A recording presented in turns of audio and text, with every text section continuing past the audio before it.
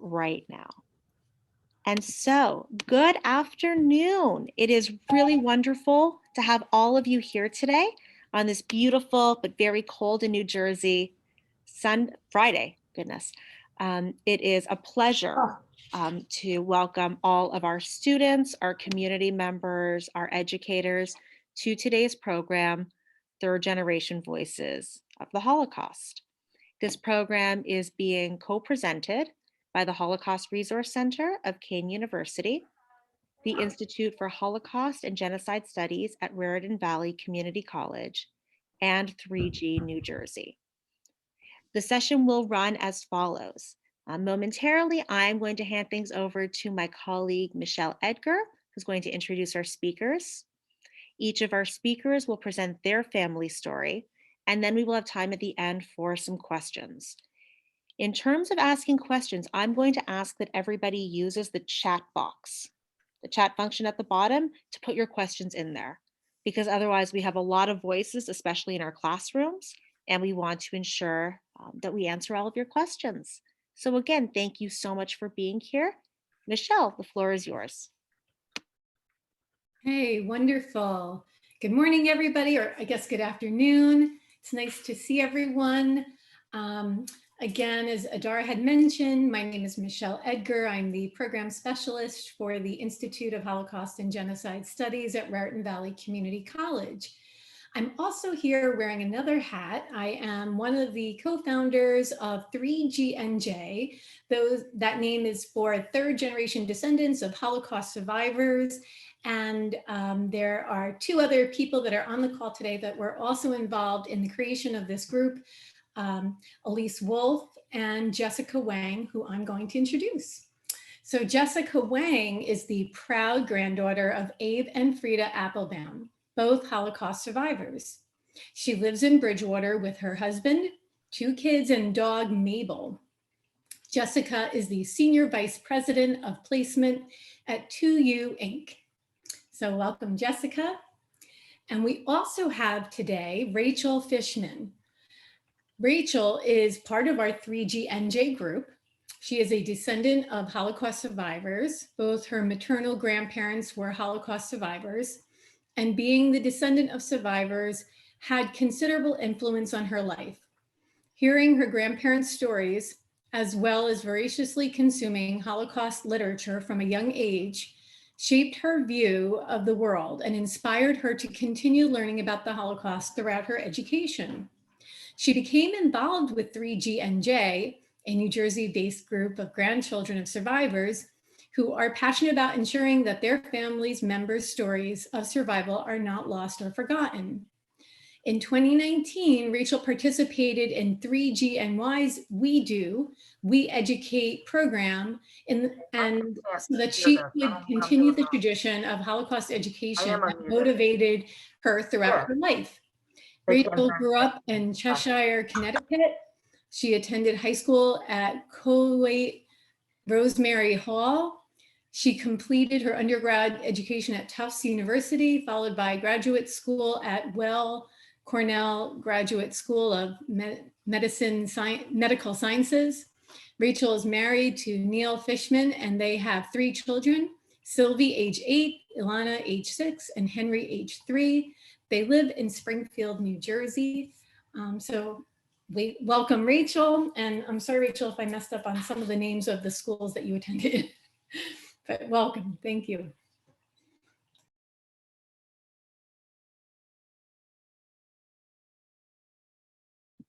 Rachel, if you'd like to begin.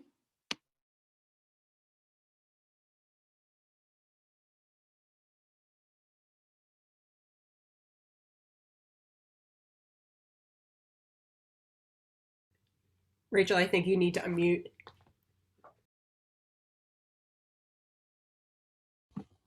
Sorry about that.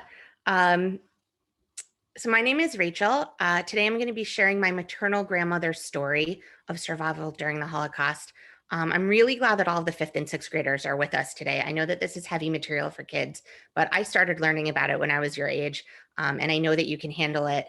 And I think it's really important to learn about it, even though it can be upsetting and heavy, because as much as I want you to hear my grandmother's story and I want you to learn about the Holocaust, I think that the lessons that you can learn from it are also still really applicable to the world around us today. So let me tell you a little bit about my grandmother. That one is wonderful and very inclusive. She was born Henry Website, sorry, adultchildren.org, in if you know, if you don't quite identify as an adult child. Sorry. And you know, as a grandma, she was probably a lot like most of your grandmothers. She was warm and kind and funny. She was an amazing cook. She always baked cookies for me when I went to visit her. And she was my favorite person in the entire world when I was a kid. So this is a picture of me when I was little, and this is my grandmother. Let me see if I can. This is my grandmother, Henshi, and this is her older sister, Muncie, who is also going to be a really important part of my story. This is my grandmother's family when she was young. This is her in the middle. Her older sister, Muncie again, her younger brother, Bela. She also had another even younger brother who wasn't born yet when this picture was taken.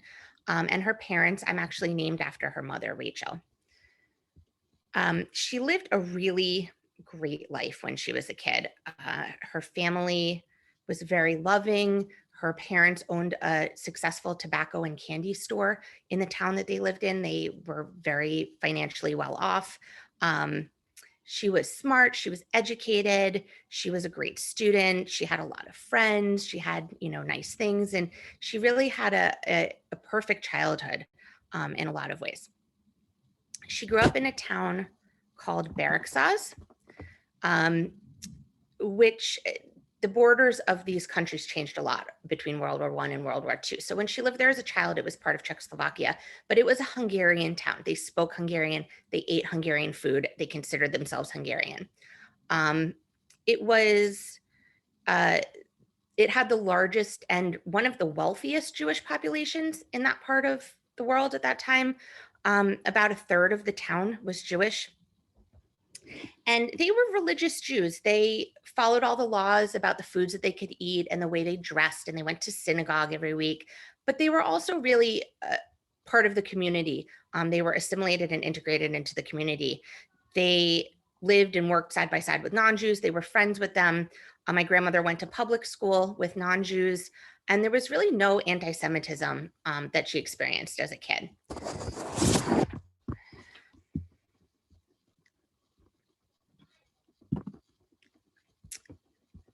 This is their town right here on the border of Czechoslovakia and Hungary.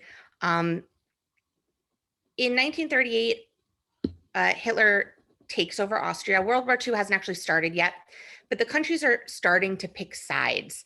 And Hungary sides with Germany. And Hitler basically tells the Hungarian army to start invading Czechoslovakia and taking back the areas of Czechoslovakia that are traditionally Hungarian, including my grandmother's town.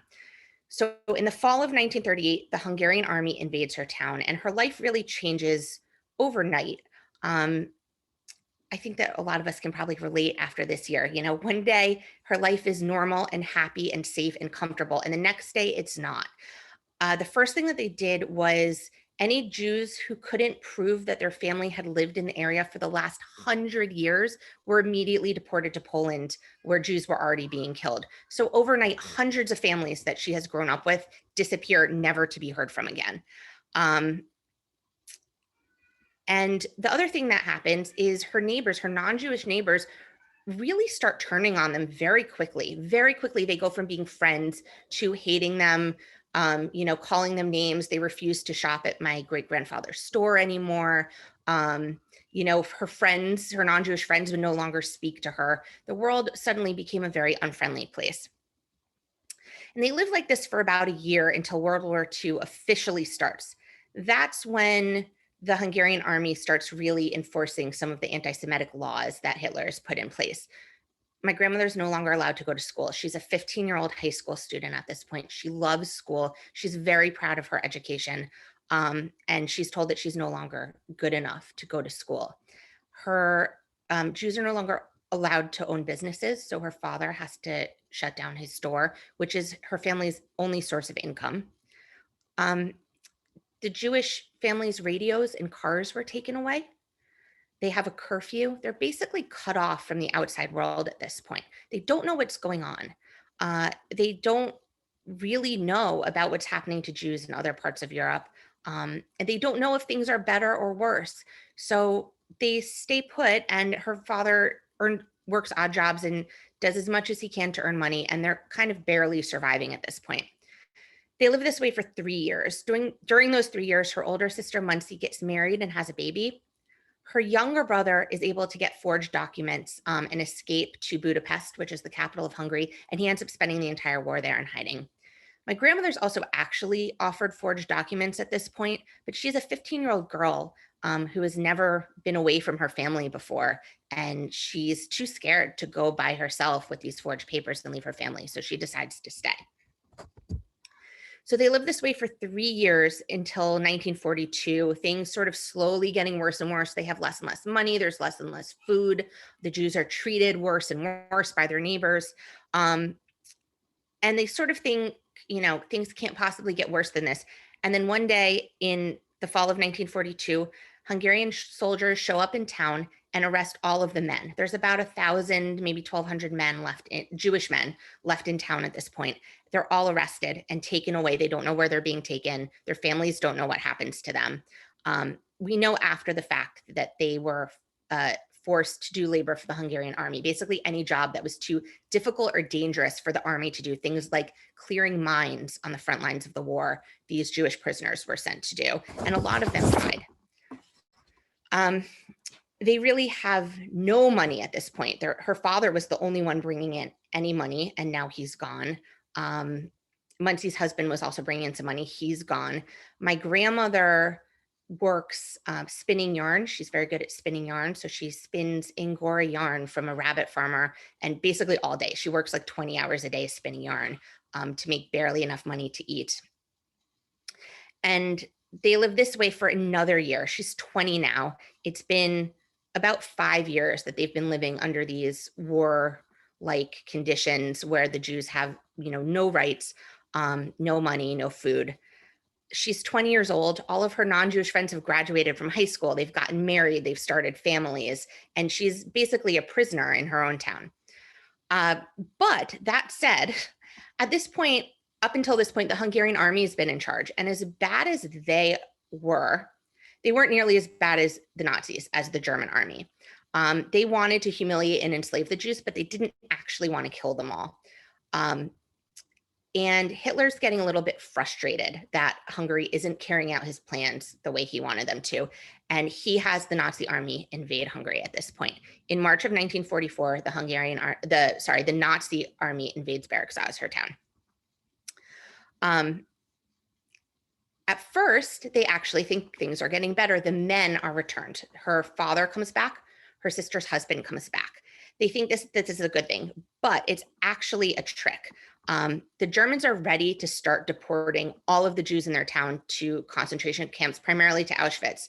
And they've learned from their work in other countries that families are much more likely to comply peacefully if the families are intact. If they bring the men back and the whole family is together, they're much more likely to cooperate when the Germans say, hey, get on this train.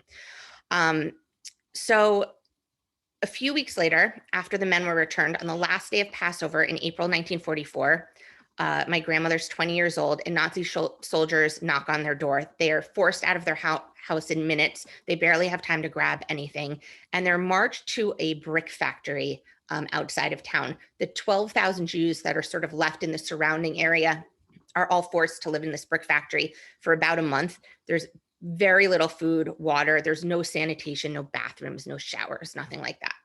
And they live in these terrible conditions for 4 weeks. And once again, they think, this is the worst it can possibly get. So after 4 weeks of living in this ghetto, this brick factory ghetto, the Nazi soldiers return. It's May of 1944, and they march all of the surviving Jews to a train. It's my grandmother, who's 20 years old, her 10-year-old youngest brother, who wasn't in that first picture, her sister Muncie, her husband Victor, their 1-year-old baby, and my grandmother's parents. And they're packed into a freight car with dozens of other people. These aren't the kinds of train cars that you think of as a train car. They're just empty containers. if you've ever been on a really crowded elevator, you imagine what that's like and how uncomfortable that gets after just 2 or 3 minutes.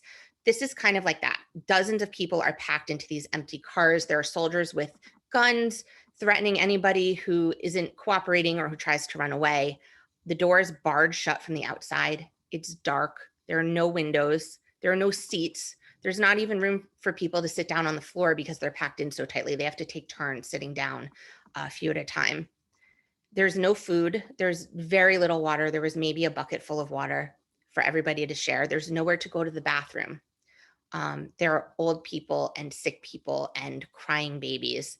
They have no idea where they're going. They have no idea how long they're going to be on this train. They're on this train for days. During that time, people die. The train car is so crowded that they can't even lay the dead bodies down. They are held up by all of the people packed in together. They're on this train for 3 days, no food, no water, no bathroom, nowhere to sit down. After 3 days, the train finally stops and the doors open. They don't know where they are, but at that point, they really don't care. All they want is just to get off the train. As soon as they get off the train, Henschie's father and Muncie's husband are quickly separated and taken away with the other men. It happened so fast that they don't even have a chance to say goodbye. And my grandmother will never see her father again. Henschie, her mother, her 10-year-old brother, and her sister Muncie, with her almost 2-year-old toddler, are marched through the great gates of Auschwitz to face inspection. Henschie and her family still don't really understand where they are, but we know. Oh, sorry, I missed that one. They're at Auschwitz, which was the deadliest extermination camp in the Holocaust. 6 million Jews died total in the entire Holocaust. 6 million Jews died in all the concentration camps and outside of the concentration camps from starvation and disease and mass killings in towns. 6 million people died. A full million of them died in Auschwitz. It really was just a factory to kill people.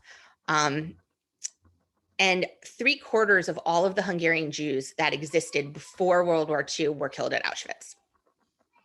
So the women and children are lined up once they enter the gates of the women's camp, and a man comes out to inspect them. This man is Dr. Mengele, who you may have learned about.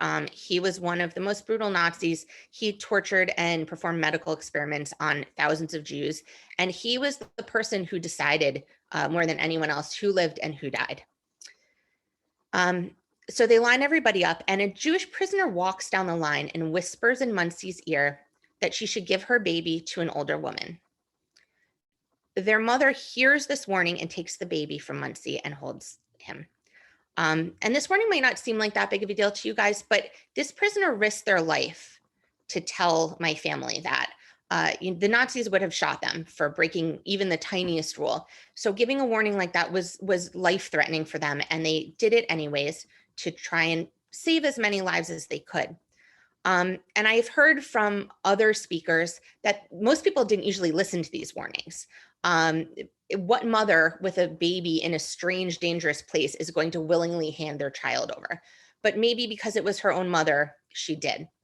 And that's probably the only reason that my grandmother and Muncie survived the Holocaust. Dr. Mengele came down the line.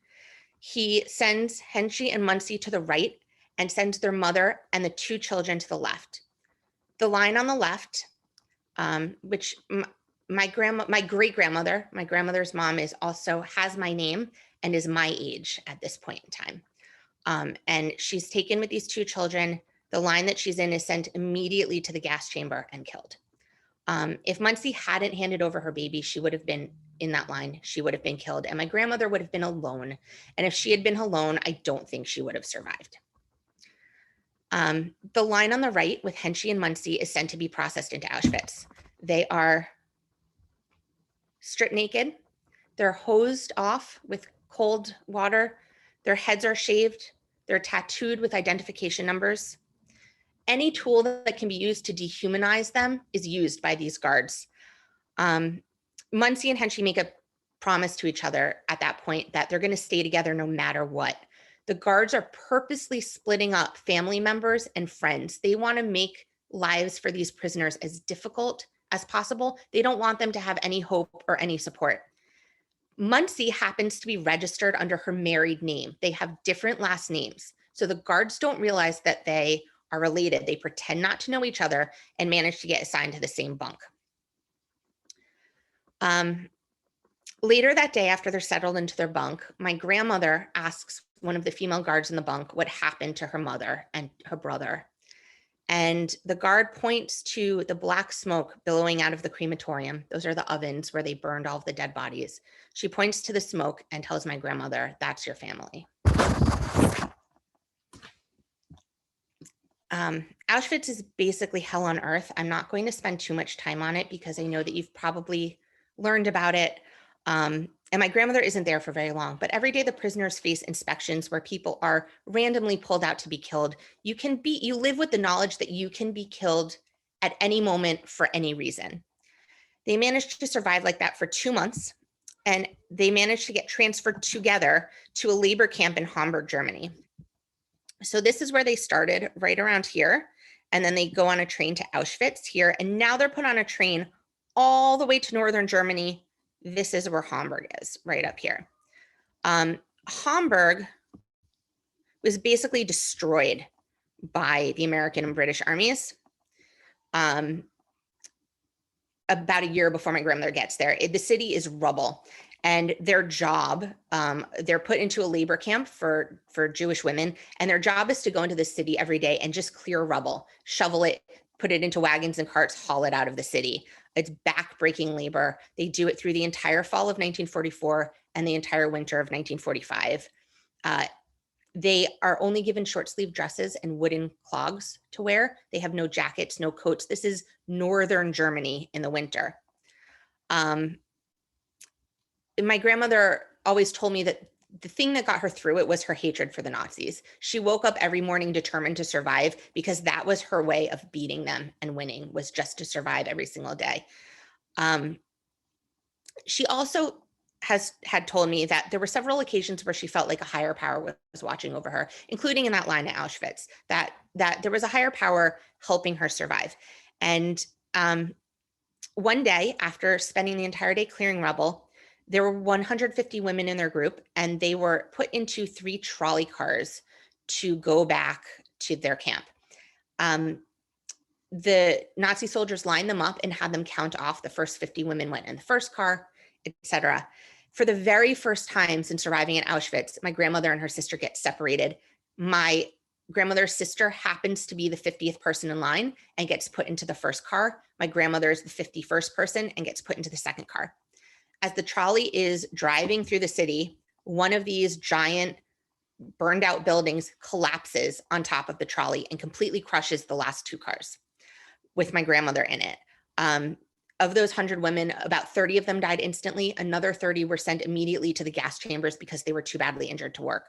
My grandmother broke 5 ribs and probably would have been one of the women sent immediately to the gas chamber. But her sister happened to be in this other car and pulled her out and held her up until she passed inspection.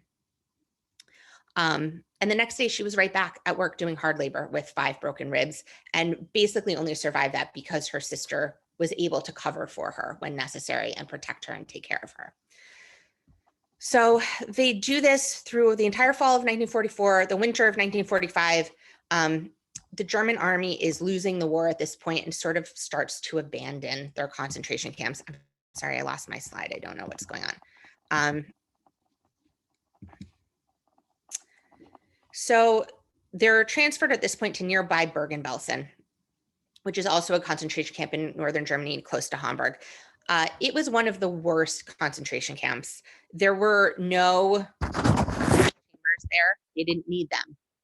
They basically just had no food and no sanitation and no medical care, and let the women there die of starvation and disease. At the point my grandmother arrives in March 1945, people are dying at a rate of 500 prisoners a day, including Anne Frank and her sister. Anne Frank and her sister both died there in March of 1945 when my grandmother arrived. her job, when she arrived, there was literally a mountain of dead bodies in the middle of the camp. And her job was to drag these bodies to a giant pit that was being used as a mass grave. She was scared to look at their faces because she thought she might recognize somebody she knew. But there was no food being distributed in camp at this point. The Nazis had all but abandoned it. There was no food coming in. There was no food being given out. And so they would search the bodies in the hopes of finding, a rotten potato in somebody's pocket that they could eat. About a month later, fortunately, they're not there for very long. In April 15th, 1945, the camp is liberated by the British Army. They find 13,000 unburied bodies when they arrive and 60,000 starving prisoners. An additional 15,000 people will die even after they're freed, partly because they are just so sick and haven't eaten normally in so long that they can't handle the food. They get so sick from eating normal food that they die. There's also a typhoid epidemic raging through camp that's being spread by lice. And a lot of people still died of illness even after they were freed. And my grandmother was almost one of them. She came down with typhoid a few days after the camp was liberated.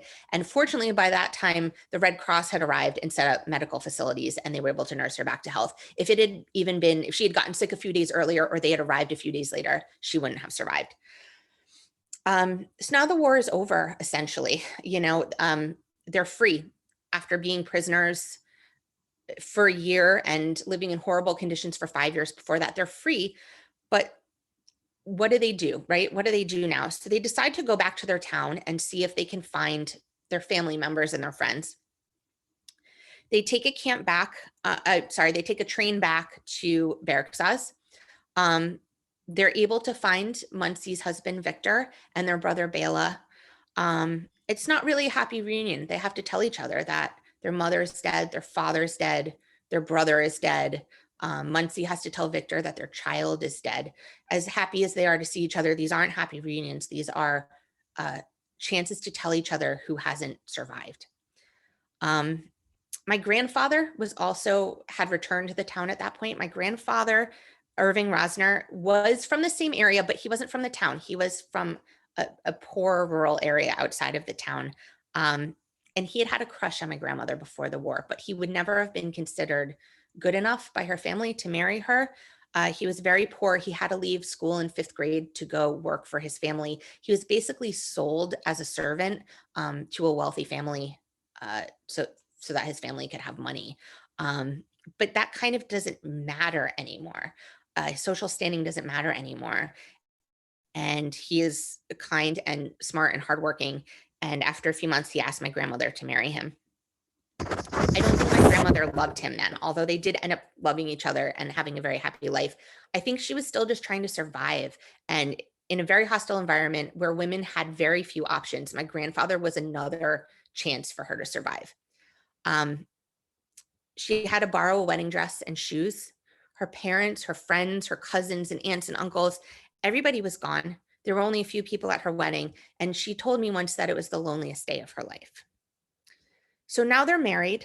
Muncie and Victor are there. They're also married, but they have no house to live in. Their house and all of their belongings have been taken by non-Jews. They have no way to create the life that they had before. The synagogue is gone. All of the Jewish life in the city is gone. The area is still pretty hostile towards Jews, and the Russian army is moving in from the east. And the Russians don't have much better reputation in terms of anti-Semitism than the Nazis did. So once again, they decide that their life is in danger and they have to run. They get on a train to Germany and they end up at a displaced persons camp, or DP camp. These photos were taken at the DP camp. This is my grandparents and Muncie and Henshi still together. They managed to still stay together. And they're there for 3.5 years. The DP camp isn't really a nice place. It's certainly better than the concentration camps. It's run by the American and British armies, and they do their best to provide food and medical care, but they're still unsanitary, not well supplied places to live. But they don't have a lot of options. Most countries still aren't taking a lot of refugee immigrants at this point, and it takes them 3.5 years to get permission to immigrate to the United States. They all moved to New York City together. The men work hard. My grandfather starts working as a carpenter for $1 a day and eventually moves his way up to manager. And eventually, after about 10 years, ends up owning a company. They build houses next door to each other in Brooklyn. Muncie and Victor and my grandparents, they built houses next door to each other in Brooklyn, and they lived next door to each other for the next 30 years. They really kept their promise to always stick together. And they survived. They had successful, happy lives. They raised Jewish children and grandchildren and great-grandchildren, and they did their best to make all of the loss and horror that they went through mean something by raising a Jewish family and by sharing their experiences. And I'm still trying to make those losses mean something by sharing their experiences. And I hope that you can take some of these lessons away. You know, every small act of racism and prejudice doesn't necessarily lead to a Holocaust, but every event like the Holocaust starts with those little things, with people having their rights slowly taken away, with people acting out in hatred. And the thing that keeps those small acts from turning into big things is when good people speak up and stop them. And so I hope that by sharing this story, I can pass along that lesson that it's so important to speak up when you see even the little things happening, because that's the only way we can keep this from happening again. So thank you, guys. I'm going to see if I have questions.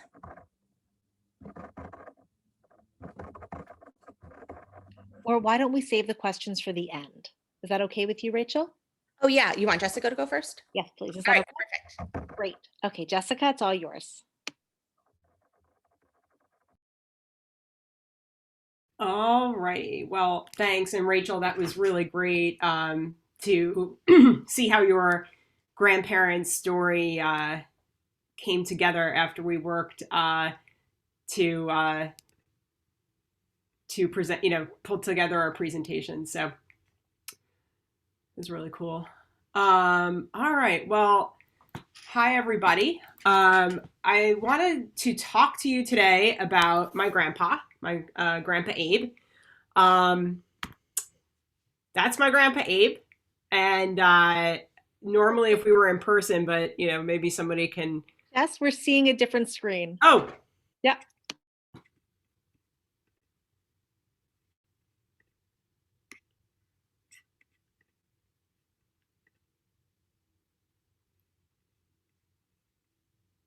Let me see here.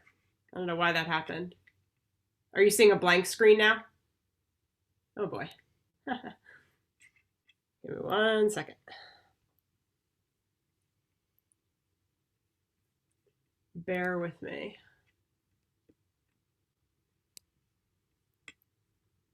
Not sure why that's happening. Just try it completely again.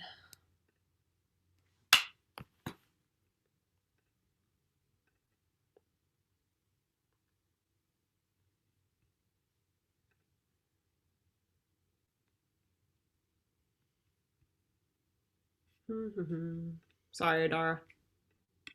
That's okay. These things happen. Yeah. This is Zoom for you. Yeah. All right. Let's try to open this again. Okay.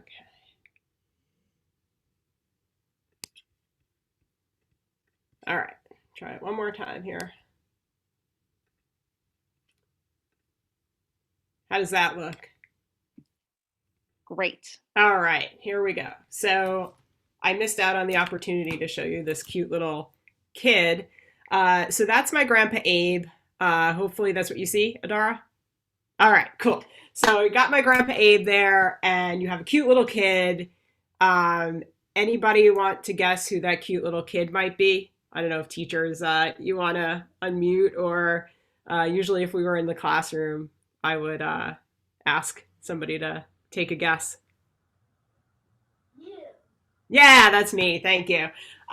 So I was with my Grandpa Abe there that day in front of his house. And, how would, I guess, and I would love it, if you could chat it in, or if teachers want to ask the students to also kind of, call out. I know calling out isn't great. But how would you describe my grandpa? Like a couple of adjectives or description words.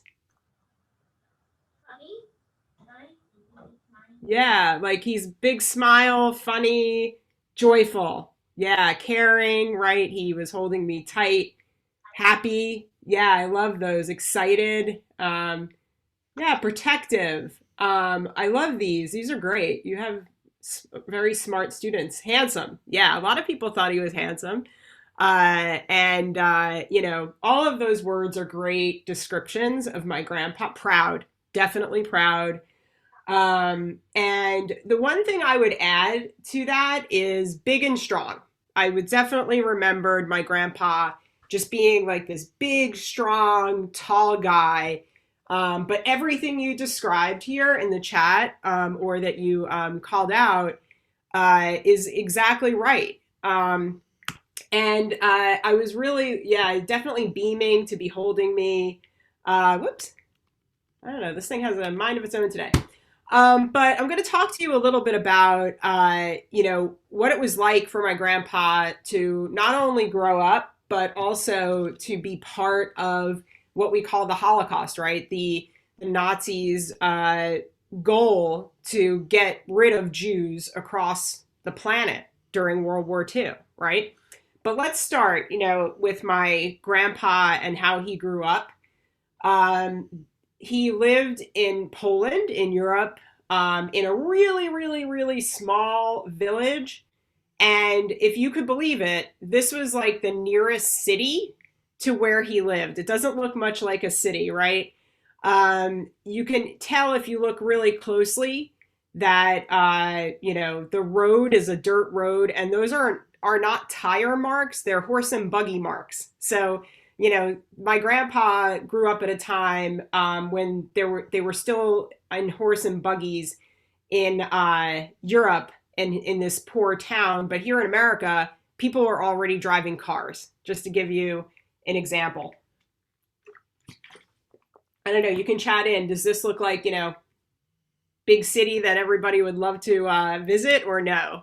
You could just do yes or no. My grandfather was living with his family in a small village. Kids said no. Yeah, wouldn't want to visit there either. Called Macholki, and that's a little kind of map of where that is with the red arrow pointing to this tiny town. When I looked up this town in a special library in Israel, it said that there were 19 people there when my grandpa was little, and I bet they were all my grandfather's family. That was it. Tiny, tiny village of Jewish people. That's a bigger map of where my grandfather lived. And you can see there it's kind of in the middle of Europe, what is today Ukraine.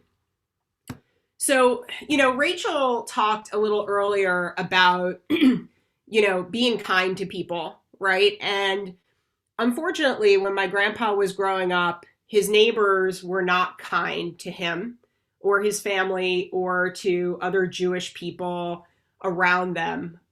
Pretty much any chance they got, if something was going bad, if people were losing jobs, or if, you know, they were farmers and the crops were bad, they blamed Jewish people. And a lot of times what happened were what are called pogroms, where people in the, you know, neighbors, right? Neighbors would blame Jewish people for bad things happening, and they would attack Jewish businesses and homes, destroy them, put Jewish people in jail. And my grandpa talked about his brother being put in jail for a really, you know, petty crime that he didn't even commit just because he was Jewish.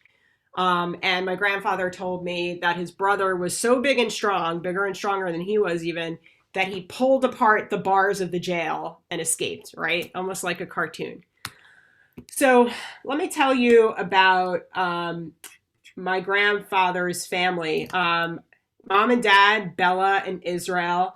My grandfather didn't like his dad because his dad didn't care for his family, didn't provide for them, didn't make sure they had enough food and all of the things we need to live. He had a brother and sister-in-law. They were, his brother Joshua was already married, and they had 2 babies, small little babies. He had a brother Joseph, a brother Roman, and 2 little sisters, Fagi and Heike. Kind of funny names today to Americans, but that was his family. Pretty big family, 6 kids, and he even had little niece and nephews because his brothers were older than him. So I want to tell you a little bit about what happened to them. So in the summer of 1941, during the war, the Nazis invaded Russia, or basically where my grandpa lived. And this brought about a lot of changes. The idea was to kill as many Jews as possible and get rid of them off the earth. And one of the ways the Nazis did this was to come into towns and round up Jewish people. And you can see there the Nazi soldiers rounding up some Jewish people. And they would bring them into a big field. In this case, my great-grandmother and my uncle Joshua and his wife Bella and 2 little babies were brought to a cemetery. And when they got to the cemetery, everybody was told to strip naked, and they had to put their things in piles, right? Jackets, coats, shoes, other belongings in neat piles so that the Nazis could then take that stuff and give it to other Nazis to use. Then they lined them up and they shot and killed them. So that's how my grandfather's parents died, and his brother, sister-in-law, and little babies who were his niece and nephew. My grandfather's brother, Joseph, the second oldest brother, when this happened, he ran away with a friend into the woods by his house, and they were really hungry. There was not much to eat, and they had to kind of scrounge for food and make sure that they had cover, so that they could sleep at night and so forth. And my uncle Joseph was hiding in the forest with a friend of his who said, I have belongings hidden with a family in my town who's not Jewish. And if we go there, we can get a meal. And my uncle Joseph was very excited to go get a meal. And so the friend and my uncle Joseph went to this house, and they were invited in, and my uncle Joseph thought he was being invited in to have a meal, to have dinner. And it turned out that the man who owned the house and his son were people who, again, they're neighbors who hated Jews and decided to kill them instead of feed them. And that's how my uncle Joseph died. That left my grandpa Abe and his sister. So at this time, my grandpa Abe was 16 years old. And I know you're in 5th and 6th grade, but I bet a lot of you have brothers or sisters who are, 16 or so. And his little sisters were 12 and 9. So they're about your age, the little sisters. And how many of you, and maybe teachers, you can help and put it in the chat, how many of you would trust if you have a 16-year-old brother or sister, trust them to take care of you? How many of you would some of you trust your brothers and sisters to take care of you at that age? They said yes. Yeah. Some, but not all. Okay. Depends on how responsible your brother or sister is. So that's, really what happened here. My grandpa was 16. And he had his little sisters, 12 and 9, Fagi and Heike. And he took them and he ran away with them from his town. And he found a woman who lived in and owned a farmhouse where he could hide. This woman was not Jewish, but she risked her life, allowing my Grandpa Abe and his sisters to hide in her house. And they hid, she was allowing them to hide in her cellar. And a cellar is like another word for a basement. But this wasn't like, a nice basement with, television and, all that kind of stuff, right? It was a cellar where people kept potatoes mainly cool and, out of the house because, those things would rot. So it was a very small, stone, damp, cold, wet, kind of cramped space. And my grandpa and his two sisters were hiding there.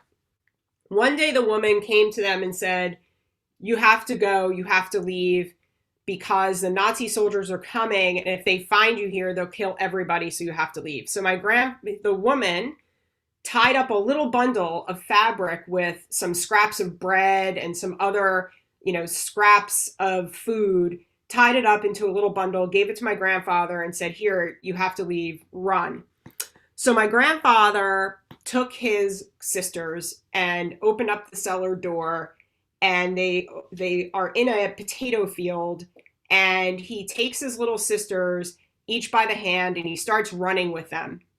And they're little, right? Imagine, some of you can think about maybe older brothers, sisters who are 16 and you're, 9, 10, 11, 12 years old and you're smaller, you can't run as fast yet. And he was having trouble pulling them along and running at the same time. And he starts to hear shooting. So he knows that they are being chased by Nazis. He saw a ditch, like a sewage ditch, and he threw his sisters into that sewage ditch, jumped a fence, and jumped into an outhouse, which is where people used to go to the bathroom outside of their homes. When he closed the door of the outhouse, he heard 2 shots and he knew his sisters had been killed.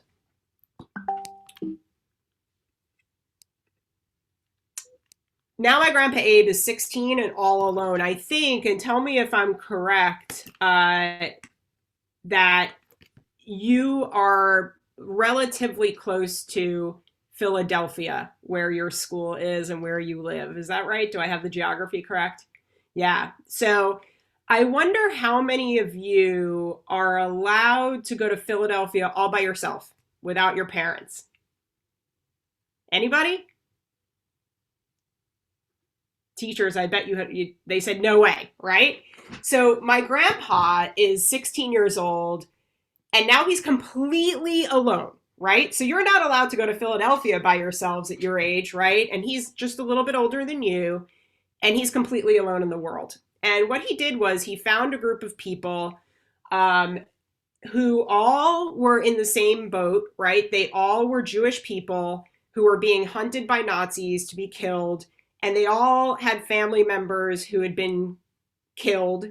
And they banded together in a group called the Partisans. And what they had to do was, if you see here, they're not dressed alike, right? They don't have the same hats. One guy even has like a funny hat. It's not even like a military hat. They just had to find whatever they could to kind of be soldiers. And their goal was to help get rid of the Nazis. As the Nazis are trying to kill them and hunt them and, make sure that they die, their goal was to kill the Nazis. So they go into this, you're all very smart 5th and 6th graders. You can see here this place called Belarus. There's a lot of green, and where there's green usually means like forest, right? So they run north to this forest called Belarus, and that's where my grandfather lived. He lived in a forest. His job was to be a spy because he could understand German. And I'll tell you a couple of the things that he did as a spy. One time he noticed that there was a Nazi guard smoking a cigarette away from the rest of his unit. And my grandfather captured him, like literally with his hands, right? Captured him and beat him up, and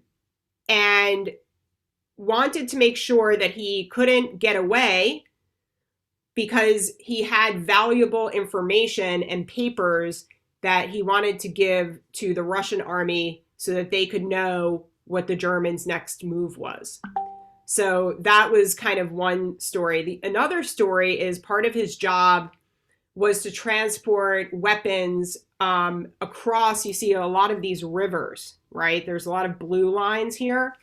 And they had a raft for all, this equipment to be carried across the river. And Nazis were chasing them and shooting this group of people that he was, transporting these weapons with. And my grandfather stood up on the raft so that the the Nazi soldiers would shoot him and not the people and the things on the raft. He wanted to get that equipment across the river. And I always wonder, like, why did he do that? And I really think, he was so angry that his whole family was killed that he had nothing to lose. And he really wanted the partisan group and the Russian army to get rid of the Nazis because they were, killing Jewish people, his family. Eventually, he was able to join the Russian army, and the Russian army in this case were fighting on the side of the United States, so against the Nazis. And that's him. He's 19. He looks like a baby. He doesn't look like that guy you saw in the beginning, right? He's not big and strong. He's pretty skinny. And, his job basically during the war was to put down mines, which are like bombs on the ground, so that if soldiers come by, they will go off and injure and kill them. And he was very brave and ended up winning a lot of medals, which you see there, and citations, which are a fancy word for papers, which you see there too. And, the one thing that he regrets is that he didn't win the highest medal because he was Jewish. He wasn't allowed. So even after he fought for his country and eventually the Russians win and the Nazis are defeated, which is good news, he couldn't receive that highest award. And he regretted that. He lived. Right. And that's the important point. And I want to show you the end result, which is that's my grandpa there on the top left. He survived. If you were following along, he had one brother who didn't die, which is a whole other story about how they found each other. So my grandpa is the one in the tie. Below him is my grandmother. And if you notice, her jacket won't quite button. And that's because she's pregnant with my dad in that picture. So I think that's a really special picture. And he's with his brother's wife, and their child there, cute kid in the front, my Uncle Misha. And on the right, that's my grandfather in the navy blue sweater sitting down. My daughter, when she was little, is on his lap. This was his 85th birthday. He died about 6 years ago when he was 90. So this is quite a while ago. But, he managed to live. He managed to have a family here in America and, ultimately have a good life. And so, that's an important lesson, too, that people who go through such tragedy can come out of it and end up living good lives. And, he did. So thanks for listening. I know we only have a couple of minutes, but I'm happy certainly to take any questions. And I know, Rachel, you are too. Great. Thank you so much, Jessica, and thank you, Rachel. And I'm going to invite anyone with questions or teachers to plug them in to the chat room.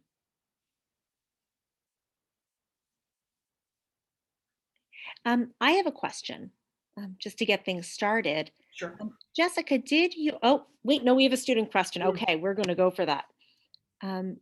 A student wants to know what happened if somebody was only half Jewish during the Holocaust. So I can tell you what happened in my grandmother's town. When they had that rule that you had to prove that your family had been a citizen for the last 100 years. If 3 of your 4 grandparents were Jewish, you were considered Jewish. That was how it worked. So, or 3 or 4 of your grandparents. So if you were half Jewish, I guess maybe it was up to 3 of your grandparents were Jewish. So if you only had 1 Jewish grandparent, you weren't Jewish. So if you were half Jewish, you were still considered Jewish because you had 2 Jewish grandparents. So you had to only have 1 Jewish grandparent to be considered non-Jewish. So they would still have been considered Jewish at that point in time. So we have another question. Did your grandparents tell you their story? Yeah, my grandfather did. I would sit on his lap he had one of those recliner chairs. And, like some grandparents might tell kids like bedtime stories. These are the stories my grandfather would tell me. And he told me more as I got older. How about you, Rachel? My grandmother told her story. My aunt actually wrote a book about, she's a teacher, and she actually wrote a book about teaching Anne Frank and included my grandmother's story as a section in her book. So I have the whole thing written down, which is great. My grandfather barely spoke about it. It wasn't till the very end of his life that he started talking about it a little more. I only know the very bare bones of his story. I'm just looking ahead to a couple of the other questions. I'm sure they had PTSD, but they also didn't really talk about that. By the time I knew them, they'd been living in America for a long time, and I think had largely moved on from it, not completely, but it was always interesting to me to see how the different members of my family sort of recovered and internalized it differently, I guess. They were always very cautious. They were always sort of prepared for things to get bad at any moment in time. My grandfather always kept cash in the house, like a lot, like $10,000, $20,000 in cash in the house in case he had to pick up and run one day. He bought my grandmother a lot of jewelry, a lot of diamonds, because you could put diamonds in your pocket and take them with you if you had to. So even though they may not have been so conscious of having PTSD, they lived their life in a way that they were protecting themselves all the time. And they passed a lot of that on too. Yeah. And the question around like, how did they know if you were Jewish or not? I think, the people then, especially in this area of Europe, tended to live together based on culture or religion. So people knew, okay, this town is a Jewish town, right? That's not the way we live today. We have neighbors who are Christian, Jewish, Muslim, Hindu, living on the same block, right? Could you lie? Yeah, some people tried to and disguised themselves. Those are, some pretty interesting stories. How do your grandparents live within you? I think Rachel described how her grandparents live within her. And I would say that my grandfather does definitely live within me. He was very proud. He did not feel like a victim. And he would, be upset if somebody said, oh, you're a victim of the Holocaust. He did not feel that way. And the one thing that, kind of lives with me is always to fight, always to run, right? If you're not safe, and telling his story. And yeah, my grandmother is still alive and living in a house in Brooklyn, off Coney Island, in a place called Seagate.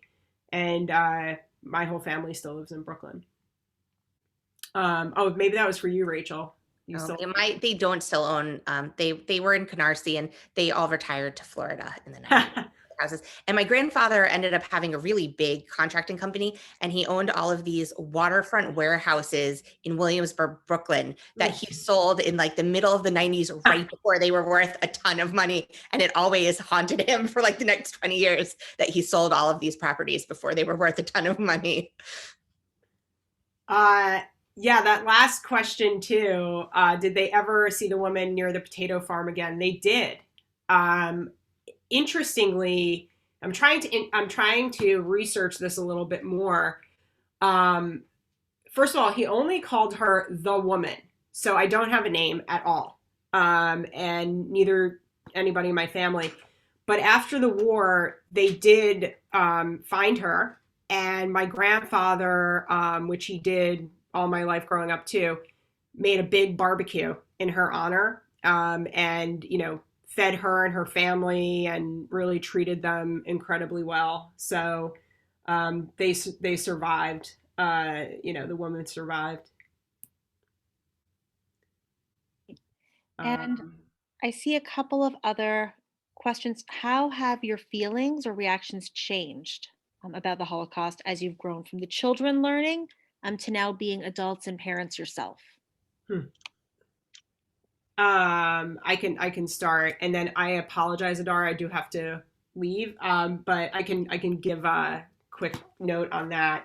When I was a kid, I didn't know that there was something called the Holocaust or anything like that. It was just kind of part of the stories that I heard growing up, and my grandfather would say things like the war, when I lived in the forest, the woman. So I never knew that there was a Holocaust until I was probably 13 or 14.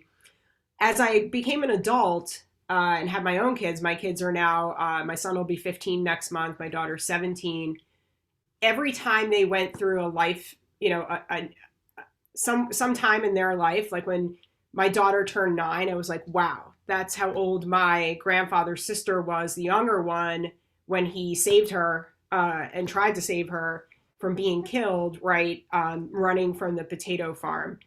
When my son turned 13 and had his bar mitzvah, right, thinking about my grandfather being that age when the war started and so forth. So kind of like with every age my kids go through, I think about my grandfather's experience and my God, like my daughter's 17 now, and I can't imagine her living alone in a forest. Just can't, right? And not only because we're from America in 2021, but just like, how do you do that? So that's kind of how it evolved for me as an adult. And I am sorry that I'm have to go to a meeting for work, and I do have to run. Not a problem. But this was great, and I'm so glad that these students have joined us today. And thank you for having me. Thank you so much. And Rachel, if you have a couple more minutes. Yep, I have time. Okay, wonderful. So I wanted to answer that question too, how my view of it has changed. And for me, it's really been a matter of scope. I think when I was little, I really saw how it related to my family, or I would read books. I read books like Number of the Stars and The Devil's Arithmetic when I was around your age. And so I would see it as these individual stories. And then as I got a little bit older into high school, I kind of started to see the big picture of World War II and the Holocaust. And as I've gotten even older, I've seen it more in context of the world that we live in today, and how, the Nazis' rise to power parallels things that are happening in the world today, and how, people were treated then parallels the way some groups of people are treated now. And that's really, I think, how my view of it has changed is how can I make this relevant to the world that we live in and use it to make the world a better place now. Thank you. One student wanted to know what the name of your grandfather's brother. Oh, I think that was for Jessica. That was for Jessica. Okay. One was Joshua and one was Joseph. Yes. Yeah. And then there's a question about if your grandparents had trouble sleeping or had bad dreams that you knew of. My grandmother did. My grandmother had bad dreams pretty much her whole life, and her 5 ribs that she broke hurt her entire life. And especially as she got older and became a little senile and started losing her mind, she would really go back to a lot of those times in her life. Sort of more and more as she got older. And I talked a little bit earlier about, it was always interesting to me to see how different people kind of handled it differently. My grandmother had a really fantastic life before the war that she lost. And I think that grief never really left her. Whereas my grandfather had a really not great life before the war. And as horrible as the things that he went through were, he also had it gave him a chance to start over on a level playing field that he wouldn't have had beforehand. And I think that he really sort of grabbed onto that opportunity and that optimism, and that stayed with him. And I also think, my grandparents ended up being a lot mentally healthier and stronger than Muncie and Victor. And I think the fact that they were married and had a child before, and then had to go through all these horrible experiences separately, lose their child, and then come back together rather than starting over, I think that really had an impact on them too. I think that all of these little things sort of add up to determine how somebody handles it after the fact. And they all really reacted differently. Even though they went through very similar experiences, they all sort of processed it differently and reacted differently as adults. So. Oh, there's another question that just came in. It's funny. I don't really remember being told for the first time. I was so young. I kind of don't really remember. My grandmother was liberated on April 15th, which almost always follows during Passover. And Passover is also a holiday about being liberated. It's about when the Jews were freed from being slaves in Egypt. And I feel like it was part of our Passover story my entire life. Like we would talk about it during Passover since, before I was born, they were doing that. So it was sort of always there. I don't really remember it. I do remember, is it Devil's Arithmetic? That's about a Holocaust. She goes back in time during Passover. And I distinctly remember reading that book in 4th grade, right around the time of Passover. And that was really when I was like, the light bulb went off in my head that this is what my grandparents were talking about. And that sort of kicked off a period of my life where I kind of just wanted to learn everything I could about it. So. Great. A student wants to know if their story has been published in a book. Yeah, my grandmother's story was published in a book called Understanding Anne Frank, but it's not in print anymore. So it's hard to find. And it's only sort of like an appendix at the end of the book. The book is really about a book for teachers on teaching Anne Frank. Yeah. And do you know if they recorded their testimonies?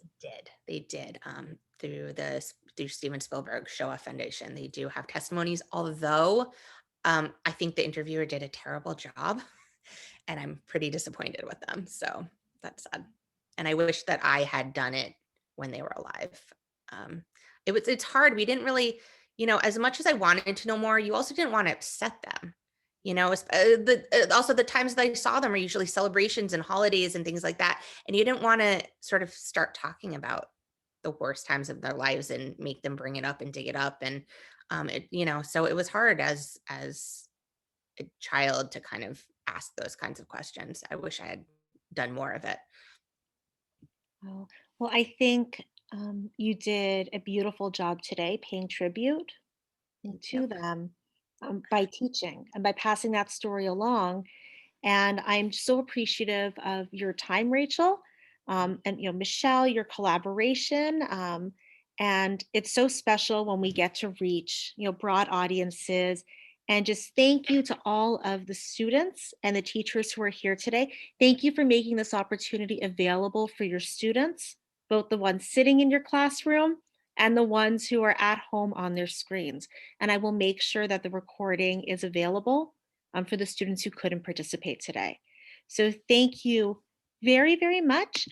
We will do a follow-up email after the session if there's anything that we can do. Hannah's Suitcase, thank you, Sherry, is a great book, and it's something that we have a classroom book set of here at the Holocaust Resource Center, if any teachers want to borrow that in the future for their classes. So a big round of applause for Jessica.